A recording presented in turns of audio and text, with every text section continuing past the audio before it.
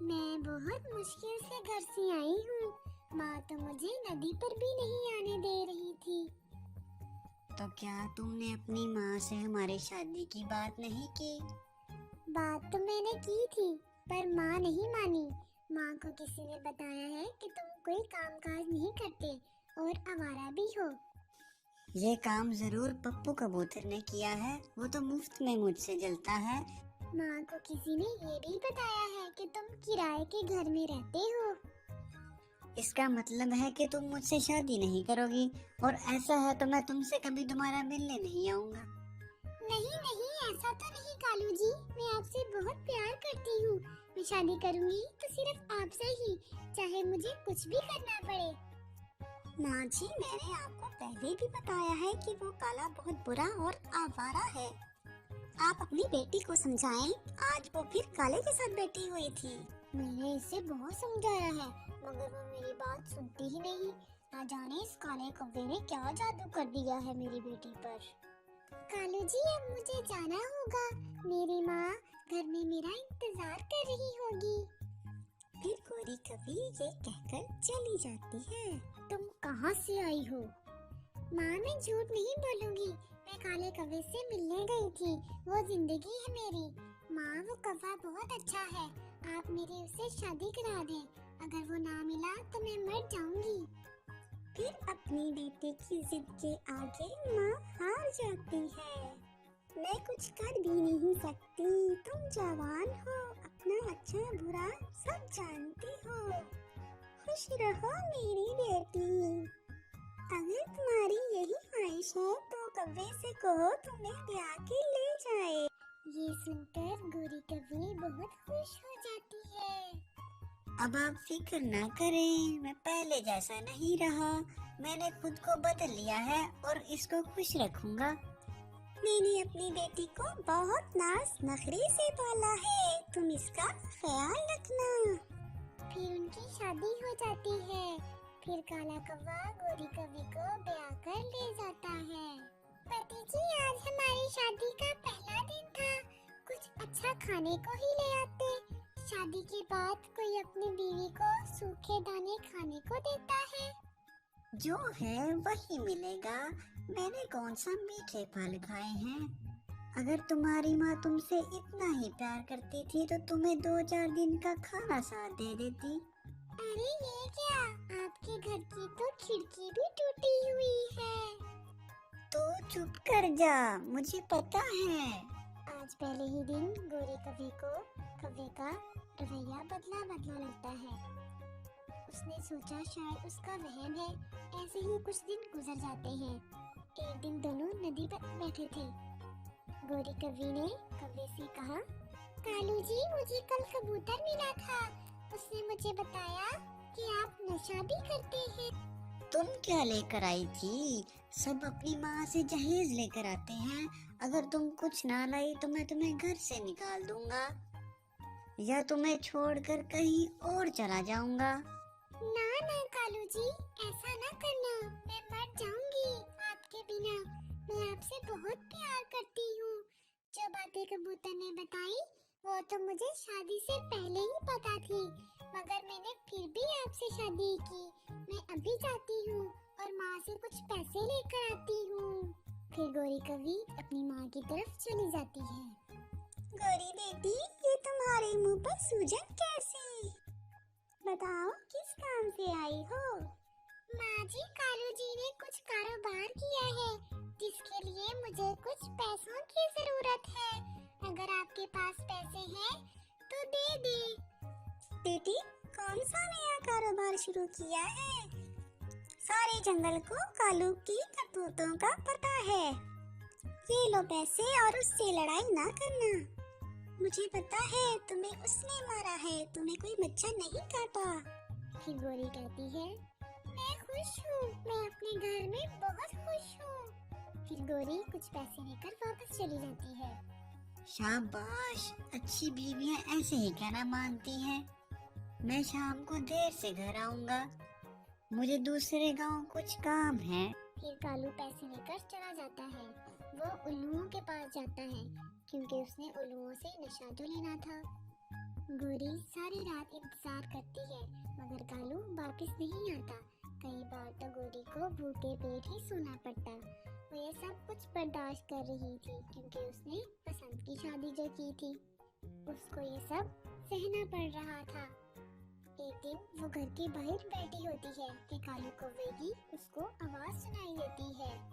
कहाँ हो गोरी, कहाँ हो गोरी, जल्दी आओ, मेरी बात सुनो। गोरी कौवे के पास जाती है। सुबह ब्रश किसने किया था? मैंने मैंने किया था। तो फिर कोलगेट का ढक्कन तुम्हारे बाप ने लगाना था आकर। इसमें भी कोई बड़ी बात है जो तुम मेरे बाप का नाम ले रहे हो? तो फिर जब गोरी वापस मुड़ती है तो कालू कौवा उसके सर पर रखकर डंडा मारता है। इससे वो गिर जाती है। माँ, मेरी माँ मुझे बचा ले, मेरे सर पर बहुत दर्द हो रहा है। कालू घर से बाहर चला जाता है। आज गोरी को पता चल गया कि उसने उससे शादी कर बहुत बड़ी गलती की है। वो बड़ी मुश्किल से उड़कर अपनी माँ के घर जाती है। मेरी बेटी को क्या हुआ? तुम्हारे सर से खून बह रहा है। फिर गोरी कभी खामोश हो जाती है। बस अब बहुत हो गया, अब मैं तुम्हें नहीं जाने दूंगी उस कौवे के पास। फिर गोरी कभी अपनी माँ के गले लगकर जोर जोर से रोने लग जाती है। वो बहुत पछता रही थी कि उसने अपनी माँ की बात क्यों नहीं मानी। लेकिन अब पछताने का कोई फायदा नहीं था क्योंकि गुजरा हुआ वक्त लौटकर वापस नहीं आएगा। तो दोस्तों, शादी जैसे मामले में अपने माँ बाप की जरूर सुनो, वरना आपको गोरी कौवे की तरह पछताना पड़ेगा। हरिपुर नाम के गांव में एक बहुत ही बड़ी हवेली हुआ करती थी। उस हवेली में एक बहुत ही बूढ़ी दादी और उसका एक पागल पोता महेश रहता था। उस औरत का छोटा पोता मोहन अपनी फैमिली के साथ शहर में रहता था। इतनी बड़ी हवेली में एक शांता नाम की औरत अकेली ही काम करती थी। एक दिन दादी को शांता के चीखने की आवाज आती है। दादी, दादी, बचाओ मुझे, बचाओ। ये सुनकर बूढ़ी दादी जल्दी से भागकर सीढ़ियां चढ़ती है। तभी अचानक उसका पैर मुड़ जाता है और वो लुढ़कती हुई सीढ़ियों से नीचे आ गिरती है। बूढ़ी औरत की चीख की आवाज सुनकर शांता वहां भागती हुई आती है। दादी, दादी, ये क्या हुआ आपको? ये आप कैसे गिर गई? शांता जल्दी से दादी को उसके कमरे में लेके जाती है और डॉक्टर को फोन करती है। डॉक्टर आके देखता है तो पता लगता है कि दादी को काफी गहरी चोट आई है। देखिए, आपको बहुत गहरी चोट लगी है और इसलिए आपको दवाई के साथ थोड़ा आराम भी करना होगा।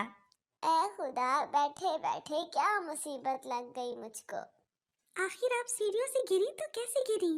अरे मुझे तो ऊपर से तेरे चीखने की आवाज आई। लगता है जानबूझकर ही मुझे नीचे गिराने के लिए उसने ऐसा किया है। आपको ध्यान रखना चाहिए दादी, ये आजकल कुछ ज्यादा ही खतरनाक होती जा रही है। चाहे कुछ भी हो जाए, आप ऊपर ना जाना। दादी बिस्तर पर पड़ी पड़ी बहुत बोर हो रही थी। तभी अचानक शहर से उसके छोटे बेटे का फोन आ जाता है। आपने इतनी बड़ी बात मुझसे कैसे छुपाई?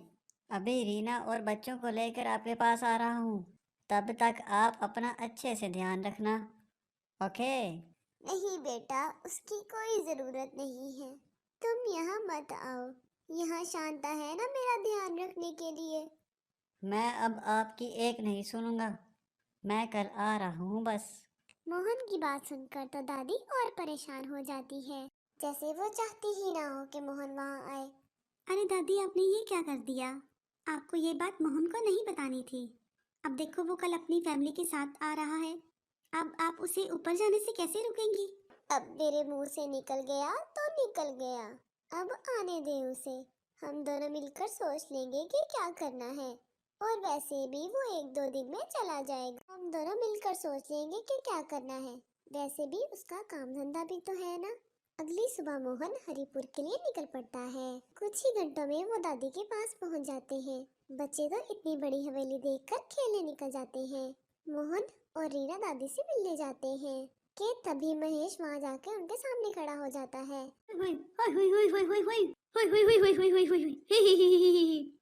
देखो, मेरी शादी है और मेहमान भी आने लगे हैं।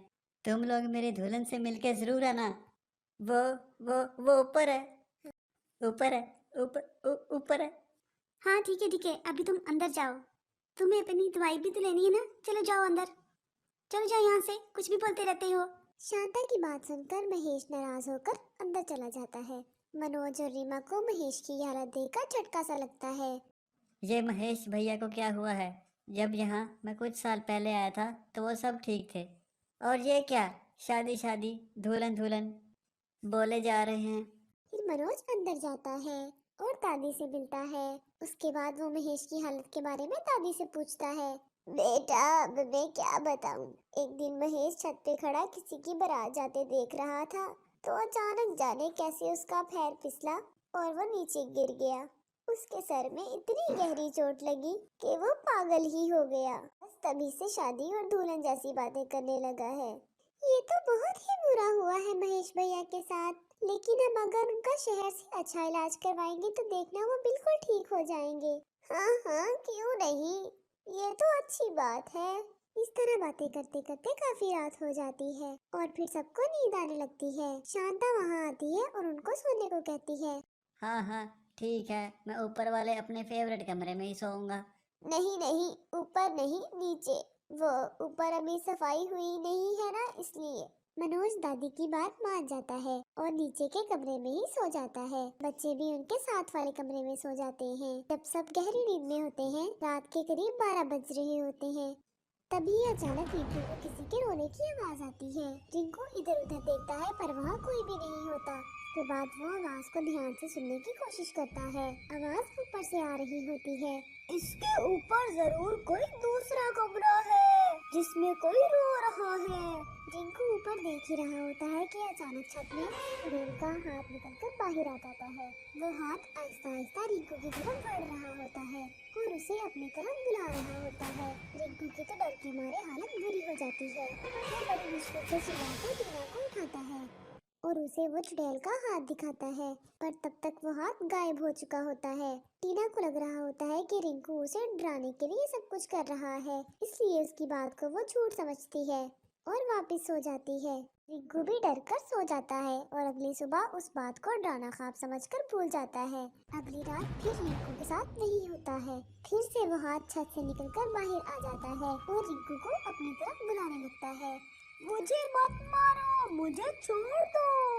टीना, टीना उठो, टीना उठो, प्लीज मुझे बचा लो, प्लीज। रिंकू डर के मारे पीछे चलता रहता है। उसका पैर वहाँ पड़े कंचे पर पड़ता है और वो बड़ी बुरी तरह फिसलता है। रिंकू का सर फर्श पे लगने ही वाला था कि उस चुड़ैल का हाथ रिंकू को पकड़ लेता है और रिंकू को चोट से बचा लेता है। उसके बाद वो हाथ दोबारा रिंकू को अपनी तरफ बुलाने लगता है। इसने तो मुझे चोट लगने से बचाया है, मतलब ये किसी अच्छी चुड़ैल का हाथ है जो शायद मुझे मारना नहीं चाहती, बल्कि मेरी मदद जरूर चाहती है। रिंकू को डर तो लगता है, मगर वो उस चुड़ैल के हाथ को पकड़ लेता है और चुड़ैल उसे ऊपर खींच लेती है। वो एक अंधेरे कमरे में खड़ा होता है और उसके सामने एक चुड़ैल होती है। चुड़ैल को देखकर रिंकू की हालत बुरी हो जाती है। चुड़ैल, तू तू तो चुड़ैल है, ये मुझे मार डालेगी। और ये मैं कहाँ आ गया? ये किसका कमरा है? और तुमने मुझे ऊपर खींचा है ना? प्लीज प्लीज मुझे छोड़ दो, मुझे जाने दो। नहीं, कभी नहीं। अब तुम्हें मुझे यहाँ से आजाद करना होगा, तभी मैं तुम्हें छोड़ूंगी। आजाद? पर कैसे? और तुम्हें यहाँ कैद किसने किया? उस बुढ़िया ने जिसका पैर मैंने तोड़ दिया। वो तो मेरी परदादी है, और वो तुम्हारे साथ ऐसे क्यों करेंगी? वो तो बहुत अच्छी है। अच्छी, और वो उसकी वजह से आज ये मेरी हालत है, वरना मैं आज महेश के साथ खुश रह रही होती। चुड़ैल की बात रिंकू को जरा भी समझ में नहीं आती। वो तो बस बाहर जाने की जिद करता रहता है, पर चुड़ैल उसे कहीं भी बाहर न जाने देती। अब अगले दिन सब रिंकू को ढूंढने लगते हैं, पर रिंकू का तो कुछ पता ही नहीं चलता। दादी और शांता अच्छे से समझ जाते हैं कि ये उस चुड़ैल का काम है, पर अब उन्हें समझ नहीं आता कि वो सबको क्या बोले और रिंकू को कैसे बचाए। अब बस एक ही जगह ढूंढने के लिए बचती है, और वो होती है ऊपर वाला कमरा। मनोज ऊपर जाने लगता है तो शांता उसे रोक देती है और बहाने लगाने लगती है। आखिर तुम लोग मुझे ऊपर क्यों नहीं जाने देते? ऊपर जाने में दिक्कत ही क्या है? मेरा बच्चा खोया है। मैं ऐसे हाथ पर हाथ रख के नहीं बैठ सकता। मुझे रिंकू को जाके ढूंढना होगा। फिर मनोज जिद करके ऊपर चला जाता है और उसे शांता अब दरवाजा नहीं खोलने देती। उसे कमरे में से रिंकू की आवाज आती है। वो तो अब किसी की बात सुनने को तैयार ही नहीं होता और कमरे का दरवाजा तोड़ देता है। कमरे के अंदर चुड़ैल और रिंकू को देखकर रीना और मनोज की सांसें अटक जाती हैं। मुझे पता था मेरे ऐसा करने से कोई ना कोई दरवाजा खोलेगा। आज मैं आजाद हो जाऊंगी। और मुझे उस दादी से अपनी मौत का बदला भी लेना है। मेरे बच्चे को छोड़ दो। और ये तुम मेरी दादी को लेके क्या क्या बोली जा रही हो? दादी बताओ ना, ये आपको ऐसे लेकर क्या बोली जा रही है? अचानक वहाँ महेश भी आ जाता है और वो उस चुड़ैल के पास जाने की जिद करने लगता है। उसे उस चुड़ैल से जरा भी डर नहीं लगता। मेरी दुल्हन, मेरी दुल्हन, मेरी दुल्हन। ये सब यहाँ पर क्या चल रहा है? कोई हमें सच सच बताओ। अब तुझे सबको सच सच बताना ही होगा। जब तू सबको सच सच बताएगी तो तभी मैं रिंकू को छोड़ूंगी, वरना मैं रिंकू को मार डालूंगी। नहीं नहीं, मैं सबको सच बताती हूँ। ये चुड़ैल महेश की होने वाली बीवी थी। मैं इसे बिल्कुल पसंद नहीं करती थी क्योंकि ये बहुत ही गरीब घर की थी। पर महेश ने मेरे खिलाफ जाकर शादी कर ली और मैंने एक दिन मौका देखकर इसे इसके ही कमरे में आग जलाकर मार दिया। तभी वहाँ महेश आ गया और उसने सब देख लिया। उस दिन से महेश पागल हो गया। आप किसी के साथ ऐसा कैसे कर सकती हैं दादी? सब लोग उस दादी को घर में अकेला छोड़कर चले जाते हैं। चुड़ैल रिंकू को छोड़ देती है। उसका मकसद तो सबके सामने सच लाना होता है, जो वो कर देती है।